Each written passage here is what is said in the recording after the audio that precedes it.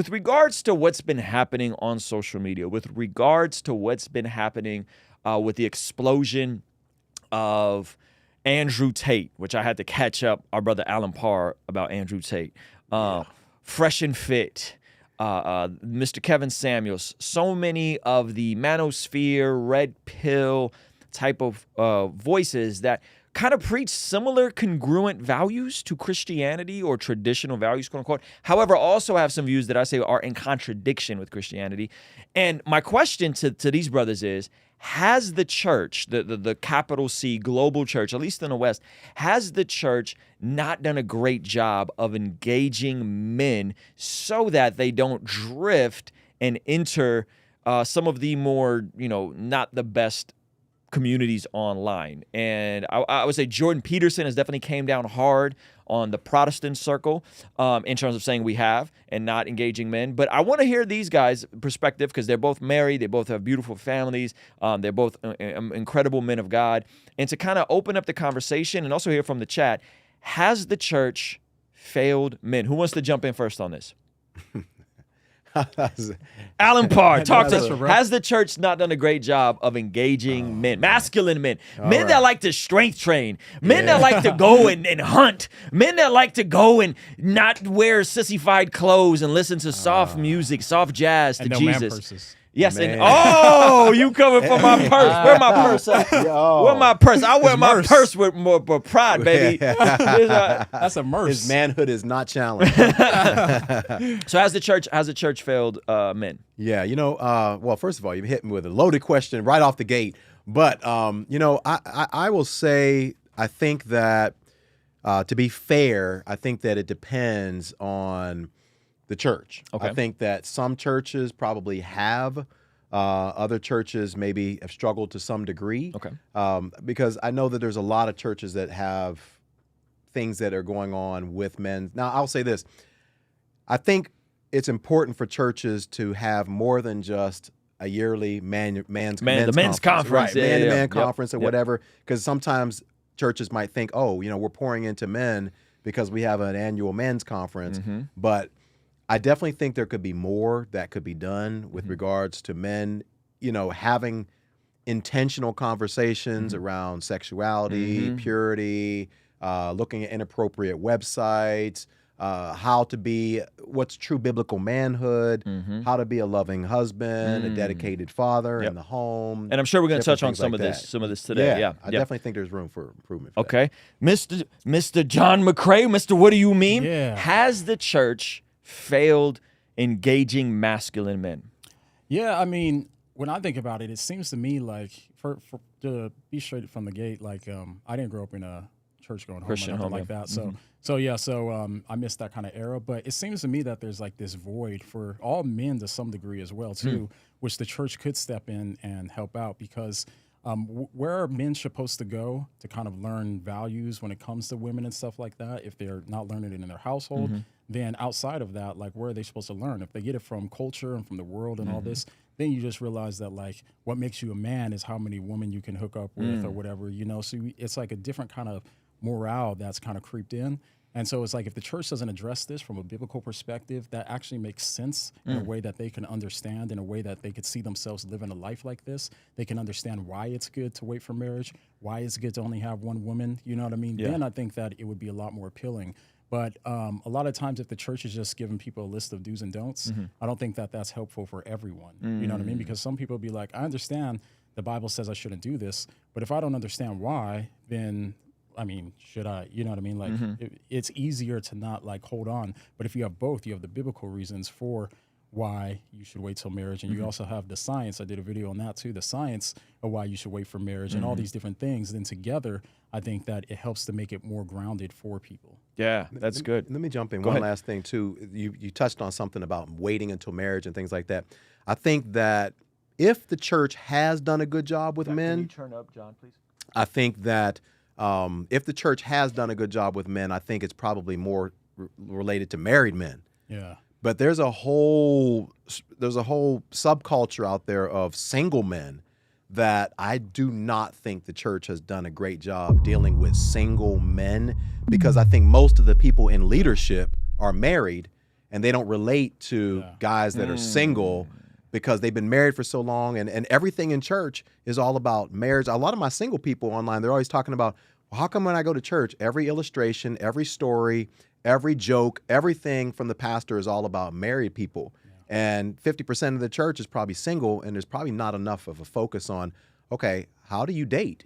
Yeah. How do you court? How do you stay pure as a single guy? How do you intentionally pursue a woman and not lead her on? All those are things that church could do And better. it's like, what are the limits, right? Like for Christian dating, you know what I mean? Is kissing too much, or is holding hands too much, or you know what I mean? And so they don't really have any guidance there. Because I would think if I went back now, as the believer I am today, and I went back to dating as if, you know, when I'm like, I don't know, 16, 18, something like that, like I would be confused too. I'd be like, how do I know, you know what I mean, what the boundaries are? Like, where's the guidance here? Where do I even meet women if it's not church? Is it okay to meet women outside of the church? You know, so there's a lot of like these kind of questions that I think go unanswered and unaddressed inside of the church. Yeah. So I think you guys are spot on, and I have so many questions, and I want to unpack so many different things. But I think foundationally, we have to acknowledge that men and women are different, right? Men and women are different.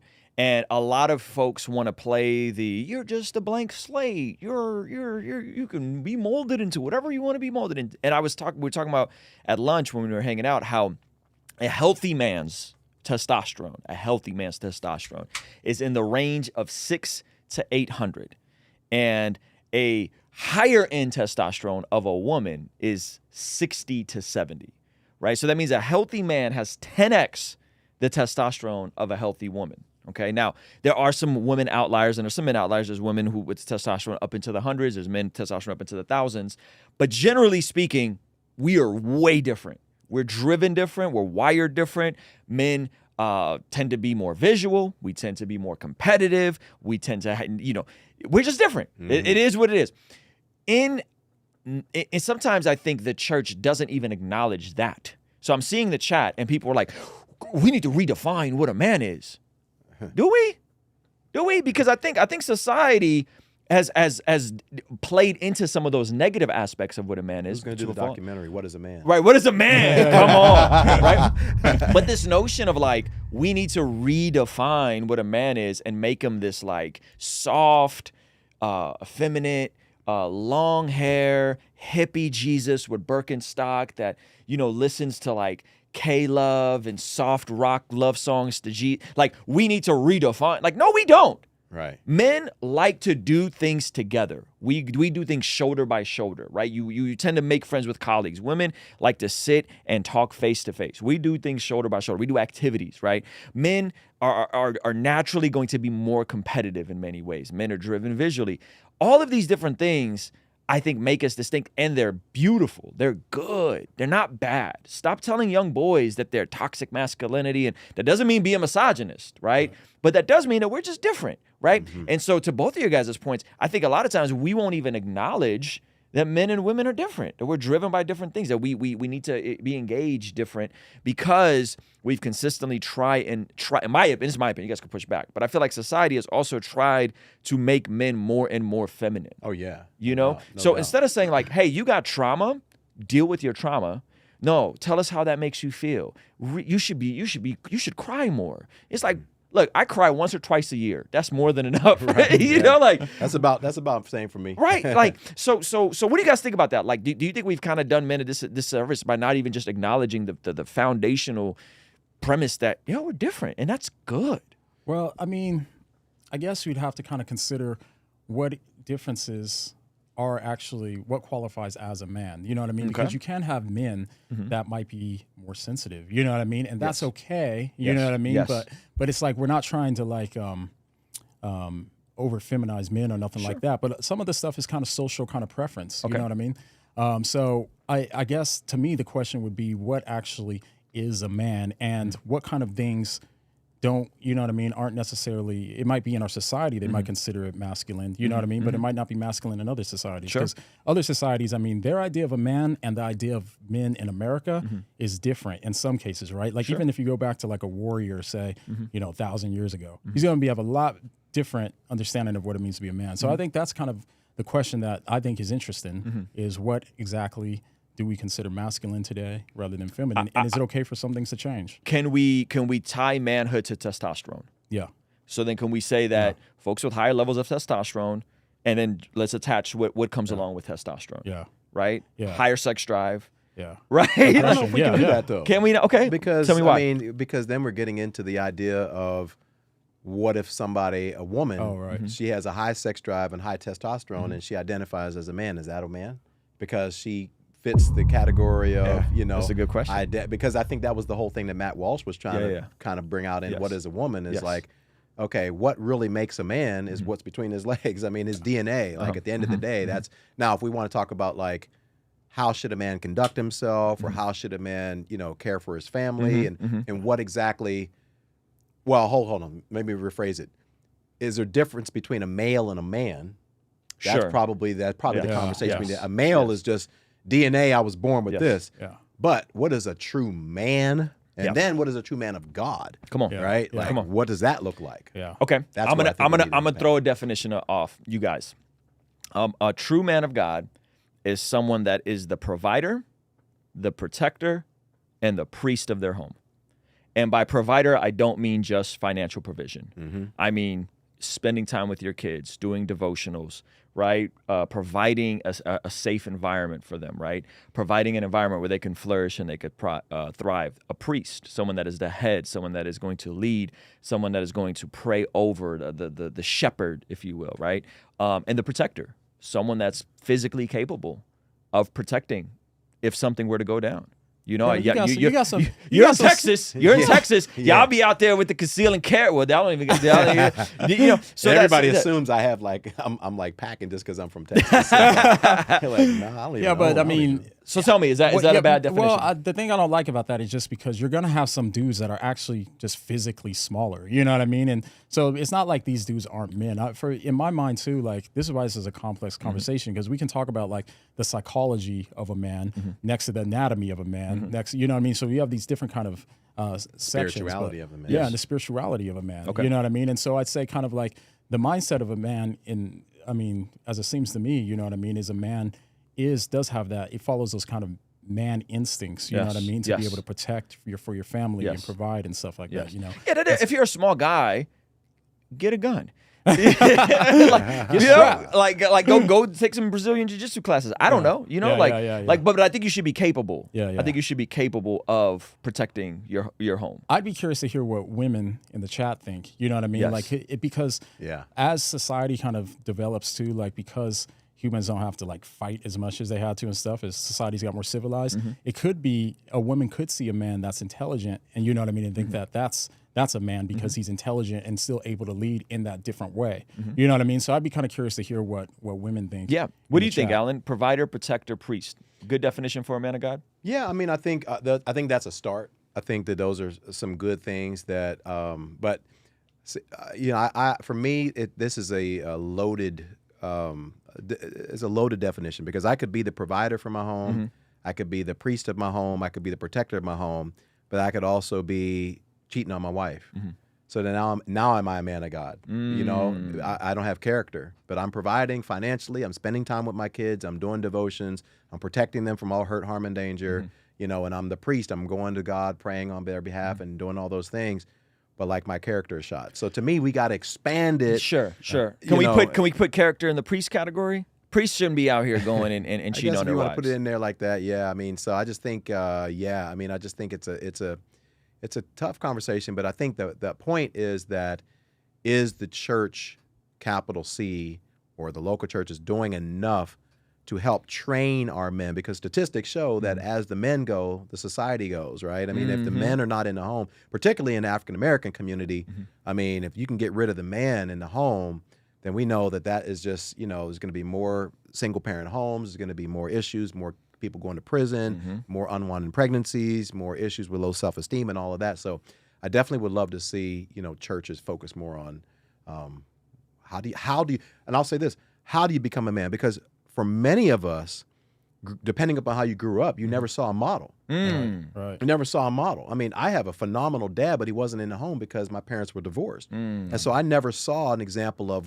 how do you love your wife? Yeah. Well, my parents were divorced. Yep. How do you be a present dad in the home. Well, my dad wasn't in the home, after 6 years old. So a lot of guys, they just don't even know how to be a man, let alone a man of God. Yeah. Particularly in the African-American community. What is it, 70% of households, I think, are growing up with single-parent homes? It's crazy. Yeah, and to that point, though, that's a good point, because what's interesting is that because I had a similar situation. My dad was gone when I was like 15, but prior to that, him and my mom had kind of toxic relationship a little bit, and so like my dad would typically talk down to my mom. And I thought that was part of being a man. You know what I mean? So so once I got married and stuff like this, I thought that's how you become a man in the household. You know what I mean? By asserting yourself over your woman. Wow. And so that's why it's kind of hard, because I'm like, without that guidance, you just kind of look to what you see. Yes. You know what I mean? From society or friends or hip hop or whatever. You know what I mean? And that's what you're going to kind of cling to. Yeah, and as men, probably more is caught than taught. You took the words out of my mouth. I was just going to say that. Yeah. So someone just commented. They said, "This is some good pushback for us guys." I'll read the comment, and this is challenging. It said, he said, "It shouldn't be this complicated to define what a man of God is. This is why the red pill is successful. The definition isn't so broad on what a man is." So he's saying, even in this conversation, it's we're defining stuff, and he's saying this is why, and this is why I wanted to have this conversation. This is why the Fresh and Fits are booming. This is why the Andrew Tates have a foothold. This is why Kevin Samuels was so explosive, because sometimes we may even struggle to define these terms. What do you guys think? Is he onto something? Well, I mean, if the conversation isn't really had, you know what I mean? Because I haven't heard a conversation on this from the church, particularly that I can think of. And so if that's the case, then you are going to be hit and miss. So in that sense, it's a fair point, and that's why I think the conversation is needed. Yes. Yeah. For me, I just don't know. I mean, I hear his perspective, but I don't think we can define. I think we can define a male. Yeah. So that was a woman that left that comment. My apologies. Yeah, Proverbs 31 University. I'm sorry. That's a big. She said, "I'm a woman." For me, Ruslan. she said, "I'm a woman, Ruslan." I'm glad you know what you are, sis. Yes. Praise God. My apologies. Yes, my bad. So we probably should have known that based on Proverbs 31 University. I played myself. That's an L I don't for know me. too many guys who have a handle on That's an L for Proverbs me. 31.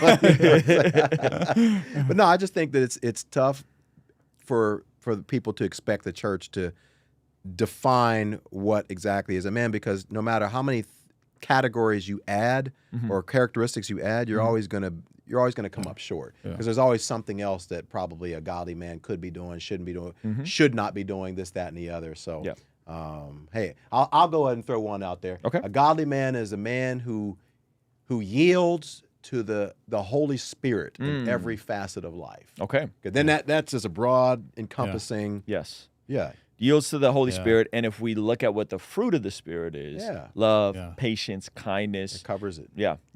A godly man is someone that can delay gratification. Yeah. There's self-control. There's Self-control. That's what I was thinking too. Yeah, self-controlled. And so Jordan Peterson had an interesting take. I'm sure you're familiar with this. He said when we look at meek, we see it as this low version of meek, this soft, gentle version of meek. He said, but meek in the context of Jesus, he was saying it was someone that is capable and powerful, but is submitting and restraining his ability to be capable and powerful. Right. So it's not just someone that's soft and gentle, that it's someone that's actually very capable and can get violent. And things can go left, but they can restrain their sword, right? What do you guys think about that? Yeah, no, I've thought about that too, because I think I think that's the thing. It's like a man. To me, it's not manly if a dude can't control his emotions. He's just lashing out all the time. You know what I mean? Yeah, even in fits of rage or violence. Like you're a cornball to me if like everything escalates to you needing to get It takes physical. more strength to hold it That's in. not manly. Come on, And it's like if you're really secure, if you know who you are in the Lord, you know what I mean, and know who you are, then it makes it easier for you to know that you have this capacity. Because I think about like even Jesus in this too. I don't think Jesus was just going off, you know what I mean, flipping off the handle all the time or something like that. It's not that. There are times when you need to demonstrate anger, you know what I mean? But these are times that you consider, it's not the emotions that drive you. Yes. You know what I mean? It's that you actually think about this and you think it's the best thing for this situation and it's the appropriate response to this situation. And so being able to have the ability and stuff for the self-control, I think is a big thing. Yeah. I saw a good question a couple back. Shanna or something said something about, can a woman teach a man how to be a man or something like that? I don't think so. Yeah, that's I don't think so. I think a woman can pull can pull things out of a man by saying, I believe in you. Right. I think we can do this, right? And I think having my wife having faith in me is Yeah. there's nothing like it. So I think a woman can do that, but I don't think a woman can teach a man. I think I what don't think she's probably referring to is like, say, a single mom raising a kid. You know what I mean? Yes. Can she teach the kid how to be a man? You know, so I think boys need men, bro. yeah, I anything think short boys of need that men. kind of biblical idea of the man and the woman raising the kids, you know That's what a I mean, really whole- does kind of fall short of God's, design. I think so. Anything other than that falls short. Yeah. And that's a tough thing because that's a whole other conversation. Because to all the women out there who are in a single parent home, 70% of African American women, they're thinking, well, then what do I do? Mm-hmm. Yeah. What do I do? I've got 2 boys I'm raising by myself. Yeah. I don't want to just marry anybody and like they don't have a father figure. So are my kids just doomed to not be true men of God because I don't have anybody that can teach them? I'm doing my best I can as a single woman to try to teach them how to be a man, but how can I give them something that I'm not? Yeah, I think this is where the local church steps up. Yeah. And my there you father go. wasn't in my life, and we're good now by the grace of God. But when I was growing up, I didn't have any male role models, and it was literally because of my church, because of the men that were 10, 15, 20 years older than me, that came from very diverse backgrounds, had various socioeconomic standpoint, to the millionaire business owner, to the guy, the blue collar guy. And these men demonstrated these things for me and showed me and taught me how to be a man. And it was invaluable, and I would not have gotten that. I would not be the man I am today if it wasn't for my local church. Yeah, and I'll second that because same with me. Like growing up, yes, I had a dad, but I didn't know what it was like to be a husband. I didn't know what that meant. Yep. Because my parents, both of them, well, not to get all their business, but my mom's been married twice. My dad's been married 3 times. So between the 2 of them, that's 5 divorces. So I didn't really know what it was like to be a husband. And thankfully, because I was able to connect with some godly men who had good families, who were men of God, I was able to see, okay, wow, this is what it means to like love your wife and treat her right and be patient with her and this, those types of things. Yeah. Yeah, here's a I'm gonna throw a grenade in the conversation. Oh, snap. You guys ready for this? All right. Can men be transparent about what they desire in a godly woman? What do you mean? Yeah, break that down again. I'm about to throw a monkey wrench in the equation. Okay. Okay. Bank of America, I think it was Bank of America, just came out with a study that said 45% of working women will be single, never married, by the year 2030. 45% of working women will be single by the year 2030, meaning that almost half of all working women are going to be single. They did a study and they found out that 56% of women who do work and have kids 18 and under, 56%, the majority of women who do work who have kids 18 and under, would have preferred to stay home and raise their kids had they been given the option. Oh, I believe that. Right? And that's kids 18 and under. Yeah. Imagine kids 5 and under, 10 and under. Right. Right? So what's being projected in society is woman be independent of a man. Oh, yeah, most definitely. Go build your own, be a boss babe. Mm-hmm. Build your own thing and get the income, get the master's, get the master's, get the doctorate, get this degree, get that degree. And if I'm a masculine Christian man who believes I'm called to be the priest, provider, and protector of my home, that's not necessarily what I want out of a woman. Right. Yeah, Right? Yeah. Right? Yeah. Like, Well, is that, because now she's becoming what men are supposed to be. Yeah, right? Okay. I'm Yes, po- it I'm is. poking. Yeah, I'm well, poking. well, I'm poking. It's tough because, okay. Because it's great that women can thrive in the marketplace, Right, right? And that their only sustenance would have been to just be married. Right. But the flip side of that is they're consistently told that be just like a man. Right. And masculine men don't want a woman that's just like a man. I'm not. If a guy is single, he's not impressed with her income. Right. He's not impressed with how many degrees she has. True. Yeah. He's not impressed how strong of a leader she is. Okay. So I'll say this real quick. Sorry for poking, Nah, ladies. you're good. Sorry You're for good. poking. You're I'm gonna good. get canceled. But like, okay, so quick illustration. 2 weeks ago, my son's playing soccer, and I'm his coach, and we're horrible. We lost 14-2, right? So there was this other dude on this team, and he scored like 8 or 9 goals. And I found myself getting upset. I'm like, man, they take this kid out the game. He's killing us, And my point is that I wanted him to back off of how good he was so that my team could thrive, right? Because I'm like, you already scored 9 goals, dude. You're clearly better than everybody. My point is, with women, with a lot of women, my question is, are we asking them to back off of being great and being awesome That's a fair question. in their careers, in their education, in their buying a house, getting a car and all that, simply because not enough men are stepping up or whatever? Like, is it wrong for a woman to want to do all of these different things, even though a lot of men aren't doing that? And then, I mean, that's a whole nother conversation, because it's like, particularly in the Black community, it's like, okay, there's a lot of women that want to be married badly, but do they just kind of just sit around and wait until a man comes and finds them because they want to be they want to be a stay-at-home mom, or do they go get that next job, get the next career, go get that car? That's a great question. Yeah. And so, guys, I'm also poking because I'm giving you guys the narrative from the red pill community. Yeah. So you guys are gay. So like, I'm not disagreeing with what you're saying. Yeah. But here's the flip side of this: is what role does third and fourth wave feminism play into the Christian woman's psyche? What role does birth control, be a bad babe, be independent? Yeah. Right. Like. That plays a role into that, right? So no, I'm not saying women just need to like not have a career and be right. Like my wife is educated, my wife works from home, my wife raises our kids, right? She's incredible. She helps with the business, right? What I'm saying is there's that tension of who are you naturally wired to be, right? How many women do we know? And there's, again, I'm not poking. Shout out to all the lawyers and the doctors in the chat. I love y'all. You guys are incredible.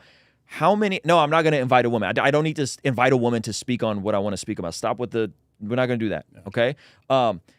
If you're going to go get this degree and do this thing, and then turn 30, want to have a family, and then want to stay home, how much of that makes sense, right? Like if you're going to go and rack up $150,000, $250,000, $350,000 in debt, right? Because you're conditioned to like go out, get it, do it, get it, do it.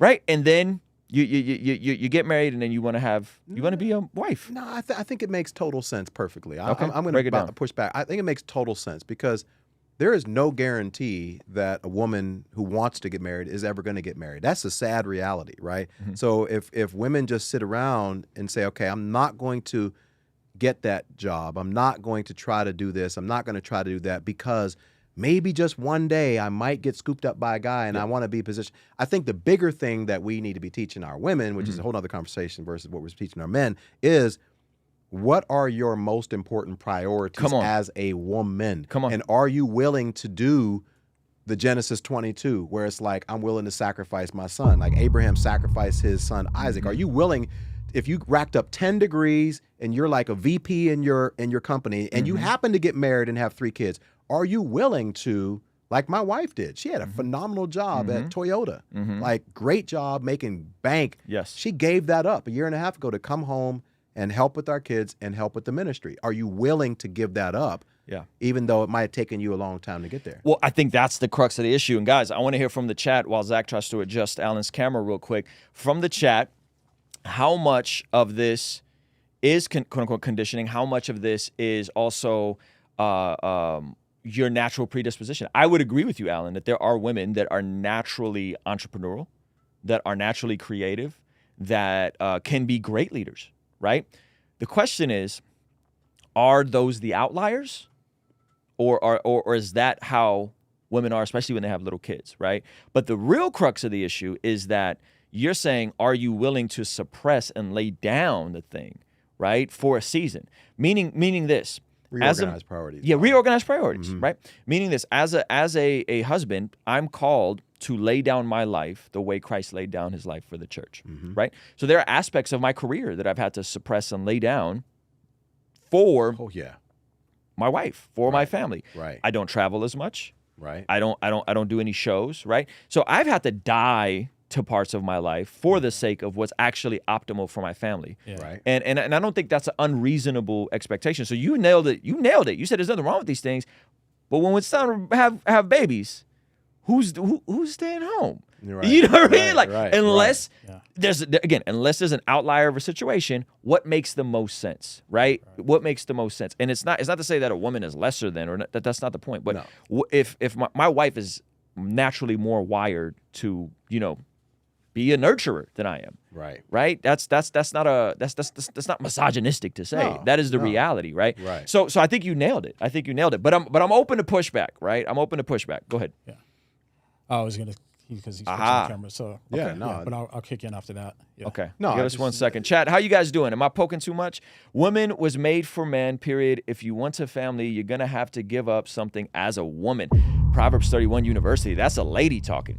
Yeah. That's a lady talking. Yeah. Well, what I'll say is, when it comes to this conversation, I think the reason why I think society and stuff is still pushing women to be get their degrees and be self-sufficient is because they've seen from their parents and the generations prior Yes. that these men have been failing them and Yes. you can't rely on a man. Yes. So that's the message that they're getting is that you Yes. can't rely on a man, so you got to be self-sufficient. Yes. And you see a lot of stuff saying that's what men want. I don't know how much that's true that men wants that, but anyways, that aside, so with that, I think it really does come down to that kind of self-sacrificial nature for the sake of the relationship, because your relationship is greater than just you as an individual. Okay. You know what I mean? And so like we talk about like men be willing to lay down your lives for your wife. Yep. That's sacrificial. And Yes. so women is going to have to sacrifice for a relationship as well. Yes. And so both people should be mutually self-sacrificing Yes. for the sake of the relationship. Yes. And I think that's where you get a good foundation. So then the question just becomes, in what ways are you sacrificing for your marriage? You know what I mean? The things that you want, you know what I mean, individually or whatever, the things important to you, we sacrifice a lot of those things for our family. Just like you said, I mean, I sacrifice things as well. My wife is, man, I got the best wife in the universe. I mean, she sacrificed a lot. She has a degree and stuff, you know what I mean? But Yes. she likes to, what she likes to do is stay with the kids to help raise our kids to become good men of God too. And Yes. so that's important as well. Not to say I'm not there, you know what I mean, Sure. of course, but that's important to me, you know what I mean, for those years for my kids to be able to have good guidance and support as well. Yes. I think the thing that becomes very difficult for a lot of women, and I can't speak, but I'll just say I think that the issue I think is that the sacrifice that the men are claiming to make, they're still able to be like, I'm sacrificing, but I'm still doing what I love to do, or what I feel called to do. A lot of women who sacrifice, they're like, yeah, I'm sacrificing to come home and stay home with the kids and have like throw up all on my shirt and have chasing kids running around the house and stuff like that. So for a lot of women who are career oriented, for them, it feels like the sacrifice is like, hey, you know what? You're claiming to be sacrificial, but you're still able to do everything that you want to be able to do. Right. Yeah. Whereas I sacrificed, I had to give up my whole career. I got 3 degrees in order to do this, and now I'm not using it. I had to give that up. So I think that's where a lot of women struggle. Yeah. So does the sacrifice have to be equal? No. Oh, no, I don't. I mean, should it be? Yeah. I mean, I think Why should it be equal? It depends on what you mean by equal. But if you mean equally willing to be able to sacrifice things that might be individually important to you but not beneficial for the relationship, I'd say yes. Okay. I mean, that's how it should be. Okay. You know what I mean? Not saying a relationship can't function without it, but that's how it should be. Okay. So again, what is optimal? Yeah. For who to stay home? Yeah. I mean, if we're going with, I mean, I don't come on, stop, from- guys, hold on, no. We're not gonna do this. Women are in the chat. Let's be PC, No. bro. No. I feel Bro, you. No. I am not raising babies. Cut what it I'm out. saying. No. We're not raising if babies. I had to, Now, I would. are But there man, are yeah. there want to. are there men who are differently wired than us that maybe are more nurturing and softer, and maybe their T is a little low, right? That maybe can do that. Yeah. Respect that, Yeah. but guys, those are the outliers. Oh, those are the yes, outliers. yes. Yeah. Okay, so Oh, all yeah. I'm saying Oh, yeah. is, no doubt. and this is why I speak to men. Men, build your life in a way, build your skill set, build your mentality, build your network in a way that you can meet a woman and give her the opportunity and afford her the opportunity to stay home. Yeah. If she's comfortable with If that. she wants that, And yeah. 56% of women, this is not a Christian study, this is 56% of women who have children 18 and under would have preferred to stay home had they been given the opportunity. That would be a good poll. That'd be a good poll. How many Yeah, women would would be a good prefer to be a stay-at-home mom? Ladies, let's be honest. yeah, Let's throw be that honest in there. right now. Yes. If you had the opportunity to stay home, would you have taken that opportunity? Yeah, let's hear from the ladies.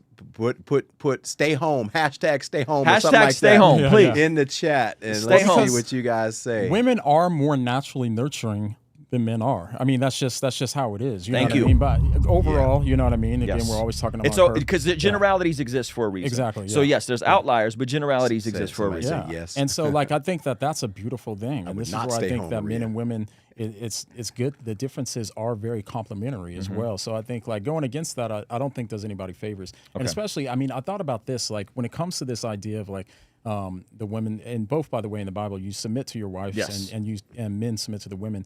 But I thought about when it comes to this, like, picture like in the army or something like that, right?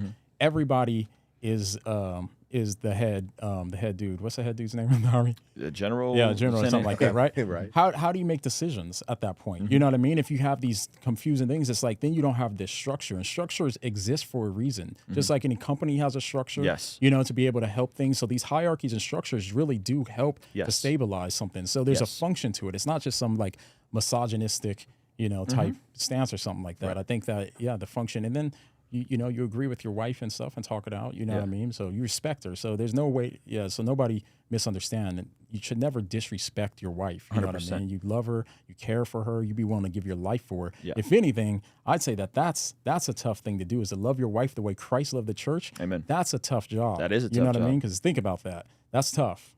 Because, I was thinking even when Jesus, the church spitting in his face, crucifying him, he still laid down his life for the church, you know, so. These comments are funny. Yeah, no. Some of I the mean, comments are what do funny. you guys think the chat says? It's almost looks like it's almost about 50-50. Like you you guys said. think it's 50-50? Yeah, when I'm looking at them, a lot of people are yes, stay home. Zach, can you put hashtag up a stay poll real home. quick, Zach? Yeah. Zach's gonna pull up a poll. That would Zach's be gonna pull up a good. poll. That would help Yes. us Let's out. Do we see. have one clean- one person was like, "I love my toddler, but when he went to kindergarten, I was real happy." Or something like that. So I can relate to that. Yeah. I understand that. Not just in a monetary sense, even though a woman can make more, doesn't mean the man isn't the provider. There's more. I said that. I said at the beginning of the he stream. said that. I said that. I said, I mean, I do the devotional time with my kids every night. You know what I'm saying? I'm yes, provider doesn't mean just monetary. 100%. You're not going to get any pushback from me on that. Yeah. But I came into this with the presupposition that men and women are different. You know, men and women are different. And if we're not going to acknowledge that men and women are different, I think it could be difficult to then say, well, what are healthy parameters to operate in? And a lot of times, from a spiritual standpoint, I would say you're going to attract what you are from a spiritual standpoint, meaning your maturity is going to attract what you are. But oftentimes, you also are going to attract someone that's the opposite in that they're a complementary. Because we're all complementarians here, right? They're complementing who you are. So from one standpoint, yes, spiritually, but from another standpoint, are you working on attracting the type of person that would be attracted to you? Ooh. Right? Yeah. So that's a different approach. Ladies, if you want a guy that's going to be the sole provider, if you want a guy that's going to make sure you're taken care of, if you want a guy that is going to lead and financially, that's going to be the priest, are you becoming the type of woman that would attract that type of guy? Yeah, that's. Or do you have really high expectations? And then there's no reason to you know what I mean? Like, because again, what is going to attract a man and what is going to attract a woman aren't necessarily the same thing. Right. And I think that for women who are highly successful, have a lot of money, a lot of degrees, you got this great paying job, I think for you all, you're going to have to go out of your way to make sure that you are not doing anything extra that's going to cause a man to feel intimidated, right? Because there's a lot of men that will immediately think, oh, wow, she's a lawyer. That means I know she makes six figures. She owns her own home. She drives a Tesla. She's out of my league, right? And he might think that at first. But, I think once he gets to know you, he needs to know, okay, none of these things define my womanhood, right? Yes, I have a lot of money. Yes, but I still want to be a loving, supporting a wife to my husband. I still want to support his dreams. I still want to have children. I still want motherhood to be the top priority in my life. And I think those are the things that will make a man not be as intimidated. But when a man sees a woman and she's got that mentality of, well, I really don't need you. And when we get married, it's my money, your money. And so because I'm making 150 and you're only bringing home 60, I get to make more of the decision. I get to go get that Gucci purse if I want to. I get to be able to do this and that because I've worked hard to have my money and you work hard. When guys see that, that's what intimidates them. And it's like, man, forget it. Yeah, that's, I mean, be honest, that's a headache. It is. That's a headache. Yeah. So if we're talking about that, right? I don't know if you guys know this, but 60 to 70%, depending on what statistic you're looking at, of divorces are filed by women. One of the highest reasons why is when a woman will out-earn her husband, and there's that unbalance, there's that not equal, not balanced there anymore, right? And it can be difficult for what you just described. You know what I mean? Yeah, because a lot of men associate their manhood with how much money they make. You know, and it takes a real strong man to make $60,000 and then be married to a woman who makes $360,000 or $160,000 because immediately he's thinking, wow, she's really the provider in the home, not me. Yep. And there's a lot of guys that really struggle with that. Yeah. What'd you think, John? Yeah, no, I mean, echo what he said. I mean, I think that's something that's tough. And it's weird because I'm trying not to project my own kind of stuff onto this conversation because I like women that are like girly women, you know what I mean? And so like, that's like more so because I like women who actually love the attributes of men, you know what I mean? To me, that's attractive, you know what I mean? And so I have my wife. But that's not a preference thing. Yeah, that's in our what I'm saying. biology. That's not a preference thing. Again, we don't have to say it's my preference. Bro, that's most men. Like it seems that way, but I don't know the statistics or anything like that. That's why I was hesitant to kind of push it out there. But that to me seems natural. Like if I follow my natural kind of male instincts, like those are the things I'm attracted to. You know what I mean? Feminine women is what you're attracted women, to. yeah. Because I don't really like, and some men probably do like combative women. You know what I mean? Real combative and real kind of aggressive. Yeah. You know what I mean? But that's not attractive to me at all. Yes. You know, so Yes. yeah, it's not because I just want to control someone or something, but it's just like, you know what I mean? It's just like you got two of the kind of same thing. It seems tough to make work. So So let's talk about the dating side, right? There's a lot of guys struggling right now. There's a lot of ladies struggling right now, right? So we already gave a couple tidbits. What is some advice you'd have for someone that's like, hey man, like, bro, I want to meet a girl, but like, where are all the good women at? Like, how do I find somebody, right? Both of your guys' journeys has been very different, right? Like, you met your wife at the club, right? not the club. It's downtown in Nashville. You met your wife at Young Adults Ministry. Yeah, the church. Yeah. Right? You weren't saved yet, or you were kind of Christian? Yeah, kind of. I didn't take my Christianity that seriously, at that point. But you were already convinced that Jesus is Lord. Yeah, right? I was. Yeah, and you were. I was full-fledged in ministry. Right. So I got married at 40. He got married at probably like, how old were you when you got married? Gosh, I remember 30. 30, yeah, and I was 23, so maybe I lucked out. You know, what is some advice generally around the dating and you know what I mean? These sorts of things. Man, I don't have a lot to out there because I mean it would be different now. Like I mean, just to be straight up, like if I was single now, like that would be a weird kind of question. Like I mean, I would probably start the church and stuff. You know what I mean? You have a much higher probability of meeting a real Christian at a church than you do at a club or something. You know what I mean? So something like that. But yeah, I don't know. Outside of that, I don't know where. It's something I haven't thought about because I've been, you know what I mean? I got a lot of advice about this because, you know, you was 40 I was when you single got married. for a long right. time. And I mean, just because I've been married almost 7 years doesn't mean I've forgotten what it's like to be single. So I'll say, you know, first off, guys, I would say try to be as clear on the direction that God is taking you in your life, because if you want a woman to support what you're doing, it's important for her to know what you're doing, right? So it's important for her. When you meet a woman, when I met my wife, I was able to tell her, hey, I am a minister. Come on. I have a desire to be in full-time ministry one day. Come on. This is what I want to do. This is how I plan on getting there. This is my plan. That way, I'm giving her the opportunity to say, I think I want to get on board with this, or I don't. I don't want to be married to a minister, right? But too many men are so confused about what they're doing and what their purpose is that they just marry a woman, and then when they get married, they get frustrated maybe because that woman doesn't support what he's trying to do. But she didn't know what you were trying to do whenever she married you, because you didn't know what you were trying to do when you got married. So I think being clear there. The second thing I'll say, I got a million pieces of advice, but I'll just leave it at this for now. We can circle back. But the second piece of advice would be like, be clear on your intentions with the woman when you meet her, because there's a lot of women, guys, and once again, I know that this is probably true for women of all colors and things like that, but looking in the Black community, there's a lot of women who have been hurt by men. There's a lot of women who have had their heart broken. They don't trust. They've had bad relationships.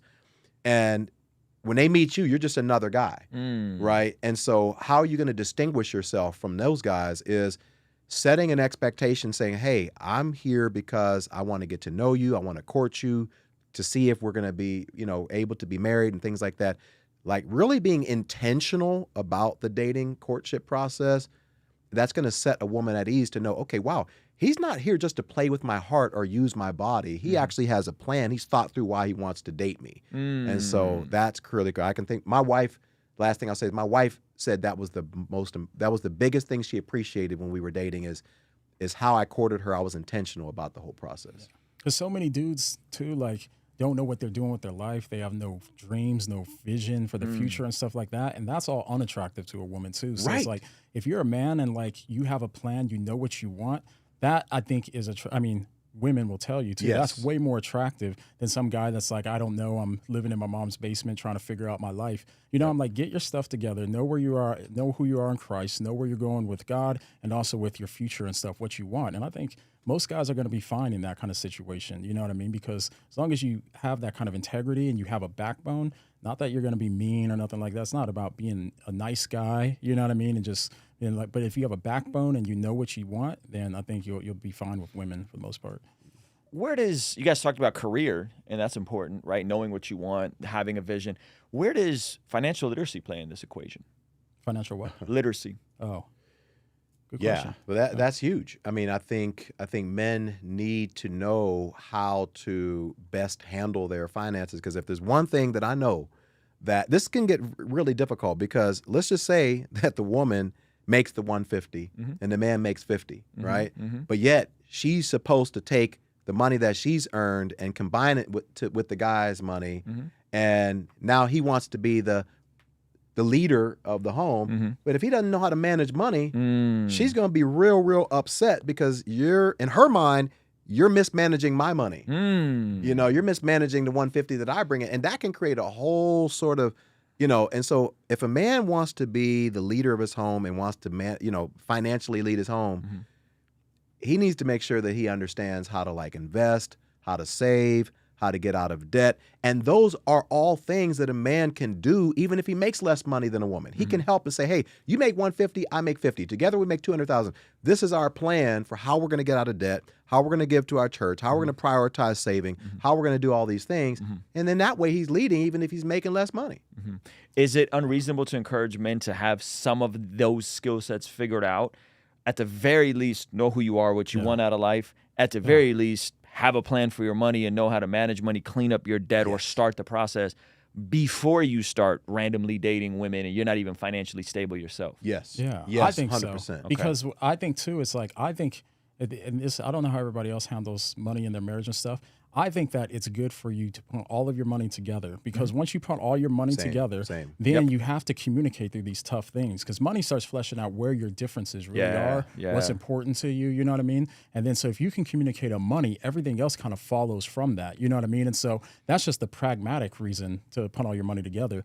But if you're going to be able to put all the money together and you're going to be the head of your household, you have to have some idea of how your money is going to be spent and stuff. Doesn't mean your wife can't, she's not helping you with this or whatnot. But I think she's entrusting you with all of your family's money, you know what I mean? Then I think you have to be on your game for that. Yeah. And that doesn't, just to say, like I don't do our monthly budget. Right, you know what I mean? Right, I just make sure there's always money in the monthly budget, right? Yeah. My wife handles the book, because booking stuff, because she's more of a bookkeeper. Like she has that gift of administration. So I just want to be clear that it's not necessarily like, hey, I got to pull open our bank account and make sure I hit bill pay on every single thing. No, it's just, generally speaking, you should be aware of what's coming in and going out and be responsible for that. Yeah, and I was going to say, I think it's even more important for men to have an understanding of how to handle finances, especially if they're hoping that their wife will one day stay home.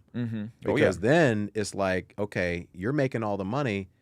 But then if you're mismanaging it, the woman's feeling real insecure because not only is she not managing it, she's not bringing any money into the house to help offset your mismanagement of the money. Yeah. And that's where, I mean, people, they say what? Sex, finances, and in-laws, I think is like the main three reasons. You got to why work through people those things get out. divorced. Yep. You know, so like the financial piece, you got to get that thing solid. 100%. Yeah. Okay, Alan, you got some time for a couple questions before you take off? Sure thing. Okay, Yeah. guys, we're gonna hit a couple questions for you guys now. We're gonna get as many as we can, but Alan does have to go. So if you guys will prioritize super chats, but we're gonna try to get to as many as we can. Okay, and please ask a good question. Don't ask a goofy question. Zach, do we got the poll results from the last poll? We have 214 votes, 77% yes.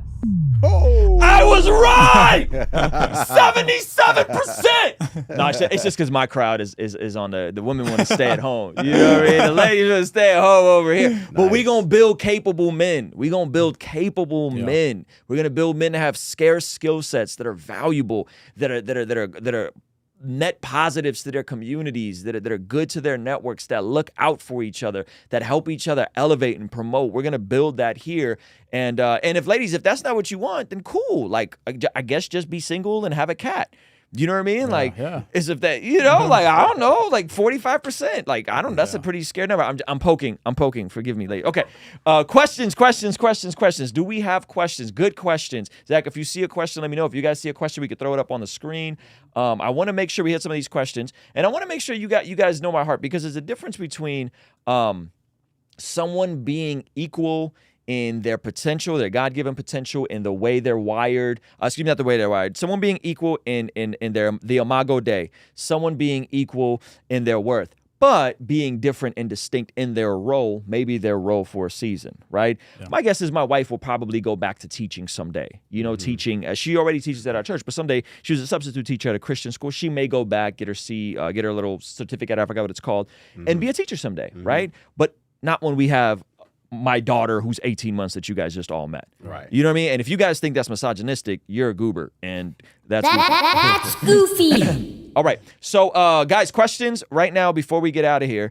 That's a thing. That's a thing, right? Like women with the cat. That's a thing. Okay. What is it good? Is it okay to be sexy with God in prayer time? What are y'all talking about? No, I don't know. Wrong question. Yeah. What about if a woman, this is a great question. What about if the woman has a vision or dream, something innovative to offer the world? Do men support the wife's dream also? All people should pursue purpose first, then a purpose partner. Oh, man. That's a good question. Okay. What do you guys think? Yeah. So I think that, so I think everybody knows what division is. Division. Di means two, vision, two visions, right? So when you have two visions in the house, you have division or division. So you have to make sure that you marry somebody who has the same vision for you as you, right? So that way, when she has a dream, when she has a vision, when she has this idea, the ideal situation is that it fits within the bigger vision of what you all are trying to accomplish as a couple, as a family, right? But when you have two people, and that's why a lot of these celebrity relationships don't work, because like one person is trying to be like a professional football player, other person is trying to be like, an actress on like some reality TV show. Yep. The two don't meet, right? And they're just going two ships passing the night. Like my wife, she has a vision to be in ministry. She is in ministry. She teaches Bible study in our community. Like we're active in church. So that's her dream. That's her goal. That's her vision. But it fits within the vision of our family, which is to do ministry together. Yes. And I say like, when people say like God gives them visions, whatever vision you believe God's given you is going to correlate with your marriage. You know what I mean? In that kind of sense. Exactly. So if you're already married or something, you think God's giving you a vision to go, start a whole new career or go cheat or something like that, it might not be God. You know what I mean? Yeah. It's definitely not God, the cheating and stuff is what I'm saying. But that's what I mean too. So I think that's important, is to know that God's vision for your marriage is already in the Bible. And that's so good. Your purpose is already in the Bible, right?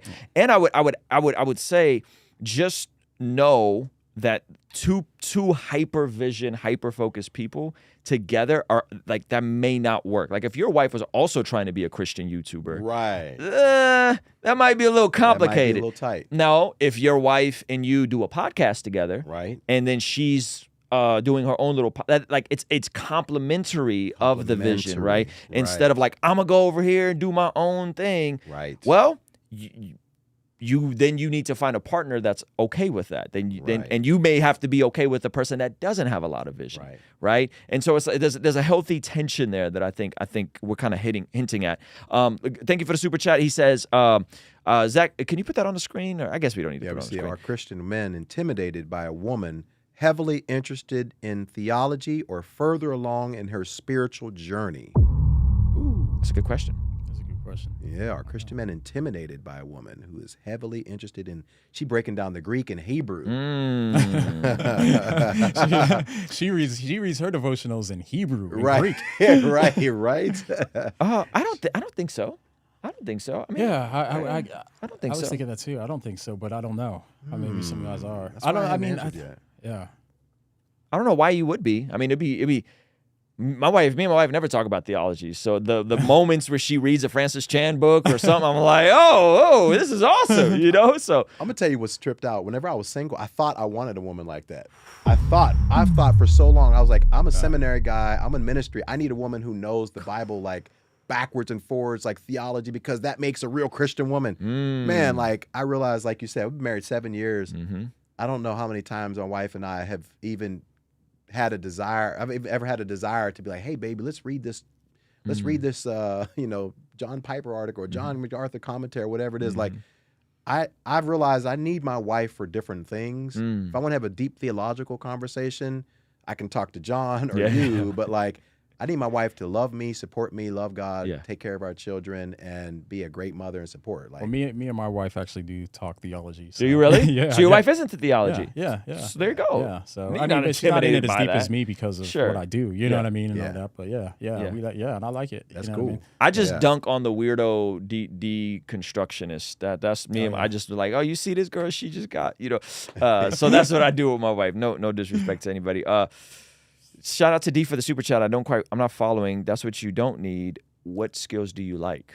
I'm not. Oh, sure I think about she's that. talking about with the going off the last question, saying that's what you don't need or something like that. It's like, so what do you like for a woman to have? What skills do you like? If you don't want her to have theological skill or something like that, what other skills do you like? I think that's what she's asking.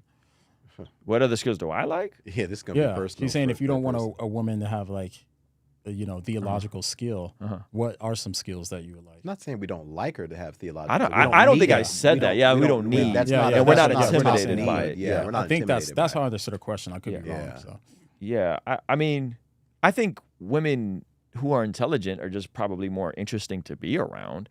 You want your wife to like be educated, Yeah, you want her and to have an original thought. right? Like, Of and some you sort. want her to have some discernment. And a lot of times, my wife has a ton of discernment and wisdom, and can speak into things. And so I'm not. Well, the higher a woman is on the IQ scale, the less chances that she has of getting married or staying married. Apparently, yeah, I remember reading that or hearing that statistic on one of Michaela Peterson's podcasts. when she was I talking believe about that. Yeah, Jordan Peterson talks a lot about that, and it's and 100%. Okay, here's a good question: how should a woman with resources date without feeling like she's taking on the masculine provider caretaker role? Whoa, that's a great Woman with question. resources. She That's pays. interesting. I know. Right. She That's pays. what she's trying to say. Yeah, resources. Wow, what a Never great quite heard question. it said like that. Yeah, I think what Alan said earlier is good advice. Is just not letting that define your womanhood. You know what I mean? So you have resources, you got money and all that, but don't get your value from it, or don't get your your mindset of like, this is what makes me this is the value that I'm providing to this man in that sense. Because keep it 100, like, I don't think men really care that much about a woman who has a lot of money. Like, I mean, we're not looking at that kind of stuff. And women constantly think guys want the things that they want. You know what I mean? I always see it like on TV and stuff. Like, it's like men don't want that stuff. You know what I mean? Like, we want a woman who's just more like a woman. You know what I mean? We like to play that role. Like most of us men, I want to say, like to play the role to be able to be the provider. So it's like, don't lead with those things. You know what I mean? And just, keep it real and be honest and Yeah, I mean, let's be honest. Most men want most men want the same thing from most women, right? We want a woman who's going to listen to us, because contrary to what women think, men do like to talk. We like to talk about our dreams, our goals, our visions. We like to talk about like things that we're into. And a lot of times we want a woman that will listen, will support those things. We want a woman who's going to be able to take care of our kids. We want a woman who is going to, I'm just going to go out and say it, we want a woman who's going to keep herself looking real nice. Come on, somebody. Come on, bro. Come on, somebody. He said it. I said it. He said it. Send him the angry DMs. Preach. Woman who's concerned about how she looks. She's not letting herself go. You know, a woman who can, let me see if I can say it this way, a woman who can discern a man's physical needs. Yeah. That's so misogynistic, Alan Parr. Hey, I'm not saying men don't need to discern a woman's needs, so don't go there. I'm just saying what we want. Hey, it took me an hour to get to the good parts. I wish we could have just jumped into this. It took an hour to get here. Like, I was thinking about 1 Peter 3 when you were talking too, like a woman who has that sweet spirit. Yes, you know what I mean? And so like, sweet spirit. Yeah, and then so. All right, here's a crazy question. This is not a crazy question. Zach, can you get that on the screen? If I stay home, cook, clean, homeschool, and do not handle the finances, but still spiritual leader and make decisions with my wife's input, does that mean I have low T? T testosterone. Okay, Kyle, I'm a poke. Kyle, I'm a poke. Put the camera on me. Put the camera on me. Go get your testosterone tested. Go get your testosterone tested. You'd be shocked how many men are walking around here with low testosterone. And having your first kid, according to my buddy KB, so you could send KB an angry DM if this is wrong, your testosterone drops by 30% after your first kid. Yeah. And so it takes a while to rework that. So, Kyle, I don't know if you do, but there's a lot of men walking around here with low testosterone, and then they're depressed and they're anxious, and they think it's a mental thing when it's literally a physiological thing. So I think if you're going through it, I would highly recommend you go get your testosterone tested in general, just like as a gauge, right? Now, I don't know if that means you have low test T. That's not what I'm saying. I'm just saying that men with high testosterone function different. That's all I'm saying. You can do with that what you will. You guys don't have to chime in on that if you don't want to. Okay, so here's another question with a super chat. He said, I want my wife to stay at home, but my wife is like, nah. It's a vacation from home. Yeah. Am I wrong to feel some type of way about it? Ooh, that's a good question. It's a great question. It's going to happen. Stuff like that's going to happen. You know what I mean? And so that's why I think there needs to be enough nuance in the conversation for that, because that is a good question.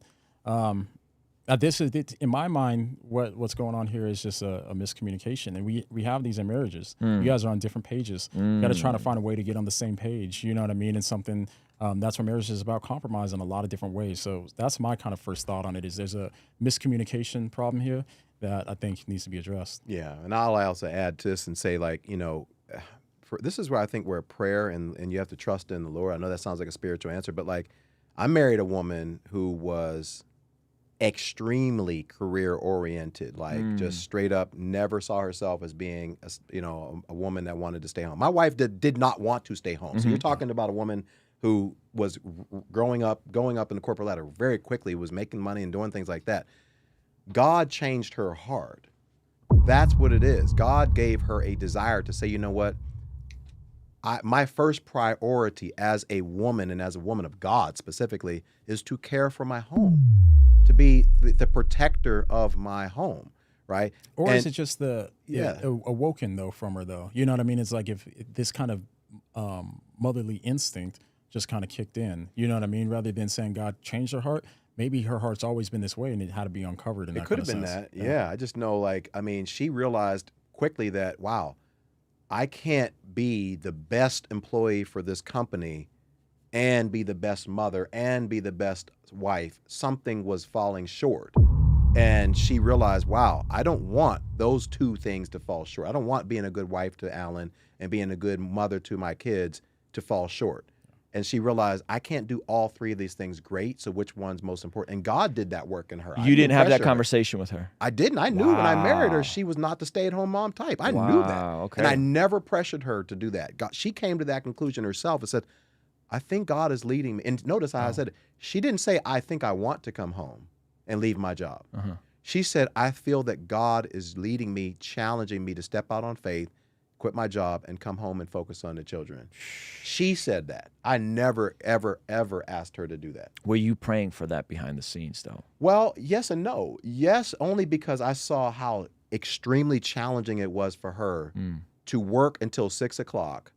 And then, like, it created, I'll just say this, y'all, it created some tension in our home because I was doing my YouTube, I was working hard. And it was like, okay, well, geez, how can I continue to do what I'm called to do when you're so focused on work and you don't have enough time to like barely make dinner for the kids? You know, you're picking them up from daycare like at 6 o'clock when they're like the last kids at daycare because, you know, you're working. Yep. And then when you get them home in the evenings, you don't have time to spend with them because you have 3 reports you have to get for your job the next day that you didn't get a chance to finish during the day. And then it fell back on me and I'm doing all this stuff. And I'm like, Henny, I got to work. Yeah. Like, I'm the man of the home. I got to work. And it created tension. And when she realized that, it was like, I got to make some changes. Wow, that's heavy. Yeah. That's heavy. Yeah. I think that, in my opinion, that summarizes this entire discussion in terms of women and career and all that kind of stuff. Let's get the super chat up, Zach, and then we're going to wrap it up right here. How to handle the issue of combining finances. Give examples and reasons as much as you can. Okay, so the issue of combining finances, we learned this in early and premarital counseling. Like, they were like, y'all got to combine your finances. And we were like, my wife was like, no, I'm going to have my money separate. And pastor was like, I'm not marrying you if you got a separate bank account. Right. You know? And so we learned that out the rip. In our situation now, we just basically have we have our business account and we have our joint account, and then there's always, like, I always do my best to make sure, like, here's an envelope of money, this is your money, you go do with that what you will. And I want to keep doing that more for my wife, so that it's not like she wants to get me a present, but it's like with our money, and you know what I mean, like, and so I think is for us. Like, I want to make sure that she does have money that's just her money, that she completely is disposable. That's blow money. We learned that from Ramsey too, like just having blow money. So that's kind of how we've done it, and I want to keep doing that. So I give her, you know, what's going on with the camera, Zach? No, it's all good. Keep going. Yeah. So I want to make sure that we keep doing that, because I think, to me, that's an important value to have. Yeah. To have that separation, if you will. Yeah. Yeah. Yeah, it's funny. Finances for us have never been an issue. And what I mean by that is not that we've always been balling, because when we first got married, I was a high school math teacher. I'm just saying, like, which means I'm not saying anything against high school math teacher. I'm just saying, like, we weren't making, you know, we weren't bringing in a lot of money. But, like, for us, you know, we weren't really we never really argued about it. You know, I think because, and that's another thing. Try to marry somebody that you have similar values with regards to money. Like, both my wife and I were somewhat frugal. Like, she wasn't trying to go get like 10 Gucci purses a month, and I wasn't trying to buy like 5 new sets of golf clubs a month. Like, you know what I'm saying? Neither one of us needed to have a brand new car. Like, we both like came from humble means and humble backgrounds, and it's like, okay, you know, as a result of that, we never really argued about. That's why I tell single people, if the more you can get somebody who you see things similar, the less differences you got to work through whenever you get married. Yep. Let's hit these last 2 super chats, and then Alan got to go, Zach. I'm not against marriage, by the way. However, wait, is this the same one? Is this part 2 or part 1? No, it's part 1. No, different Part 1. one. I'm not against marriage, by the way. However, we'll go back. I'm confused about the scriptures. If a man is unmarried, single, does that mean he has no purpose and is unable to complete all the purposes of God for his life? No, I don't think that's what that means. Not everybody needs to be married. Not everybody. Jesus Because this is and what Paul Paul were single. talks about too. Yeah. Yeah. And what is that? 1 Corinthians 7. 7. Yeah. So no, you don't have to be married, but most men want to have kids. Most And women. if you're burning with passion, like Paul and- says, yeah. you know what I mean, then it's better to be married. Yeah. Yep. Okay. Is this the last one, Zach? Yep. Okay. I am recently saved. My husband. Welcome to the family. Yeah, amen. I am recently saved. My husband and I grew up in the church. I am now craving a spiritual leader with some scripture to pray for him to lead in this way. And every other way in our life, he is phenomenal. Wow. Oh, that's yeah, a that's a good. great question. That's good. I would pray and then talk with them too. Like, have the conversation with them, let them know. Just try to do not in a condescending way to hurt his feelings or something like that, because it might cause him to put up unnecessary walls. You know, you want to persuade rather than punish. But yeah, I mean, I think by him, this goes back to 1 Peter 3 when he's talking about the wife too, but or maybe it's not 1 Peter 3, maybe it's might be 1 Corinthians 7, but with the man's, I mean, with the way that the woman is too, if she's living a godly life and honoring God and stuff, it could persuade him, you know what I mean, to want to get on the ball as well too. So I think that's great though, like that you guys are doing good in every other way too, but I understand that's really kind of important. So hopefully he can get around other men too that have more kind of natural instincts when it comes to the leadership in that kind of way, and they can help him out with it as well. So, Alan, any thoughts on this? Yeah, I mean, actually, you just covered it. The last part was that, well, first of all, I'd have to ask, does he have a desire? Because if the man doesn't have a desire to be the spiritual leader of his home, it's going to be really difficult for you as a woman to try to convince him to be something that he's not fully convinced that he needs to do yet. So that's the first thing. Is he convinced? If he's like, yeah, I want to, I just don't know where to start, then that's a whole different conversation. Then you put him around people, godly men, who can really show him what that looks like and model that for him. So we open this conversation. Please be my last super chat. I didn't see his last super chat. Bug, forgive me, Bugney. I don't see. Zach, you see the last super chat from Bugney? I do not see. Okay. Bring the full conversation full circle. Have we, by not having more of these conversations about manhood, about marriage, about being single, about all these things, and then take it to the global church, have we failed or have we fell short of engaging young men with regards to these topics that, I think are very important? I think a lot of, from what I've seen, again, I didn't grow up in the church, so I've only been to a handful of churches in my life, but it seems that churches tend to be kind of shy about talking about like singleness and dating for fear of, encouraging the men in lust and that sort of thing too. And so that is a problem. I think that Christianity, like the stuff that God tells us in the Bible not to do and to do, these things, when he says to do something, that's because it's good for us. Amen. You know what I mean? And there's Amen. a better outcome. So it's like letting them be aware of that better outcome. And then also the thing too, like premarital sex comes with a lot of drawbacks, psychologically, physically, health. I mean, there's all kinds of drawbacks. Come on. You know what I mean? And so so making them aware of these things as well, you know what I mean, and letting them know God's word is for the good will help solve a lot of these problems as well. The praxology of the gospel is good for you. Yes. It's not just health insurance. Yes. It's actually benefits to living like God. Final word from you, Alan. I know you got to go. Yeah, no, I just enjoyed this conversation, and I definitely think that there's a lot more that the church could do. But I'll just say this. I don't think it's right for us to blame the church. I think we need to understand that, the church is made up of people, right? Mm-hmm. And so, the question I would ask each one of us here as men is not necessarily has the church failed, but have I failed as a man? Yeah. Yes. Have I failed as a man to take what I've known, my knowledge, my experiences, my understanding of the Word of God, and the things that God has taught me, my failures and all that, have I failed to then take that and find one other man, Come on. one other young man in this world to pour into that man and say, you know what, hey, I may not be able to mentor 50 guys, but you know what, I'm going to get one guy a year that I'm going to pour myself into and make that my focus. And I think if more men thought that way, then it wouldn't just be like, well, the church isn't doing this, the church isn't doing that. It's like, well, what are you doing? Each one teach one. Each one reach one. Amen. Absolutely. Amen. Guys, thank you so much for hanging out with us. Listen, Bugney said he lost his grandma today, and I was wondering how I can cover my family during this time. Brother, pray for him, encourage him, speak life, know that life is going to have struggle and trouble. And that's really all I got in terms of comforting your family. Mourn with those who mourn. It's okay to cry with them, and hurt with them. So, guys, thank you so much for hanging out, man. I appreciate you. We're going to have John on tomorrow. Stay tuned for the podcast launch. Make sure you subscribe to their channels. They're both pinned in this video. And I appreciate you guys hanging out with us, man. Thank you so much. We're out of here. Peace. All out.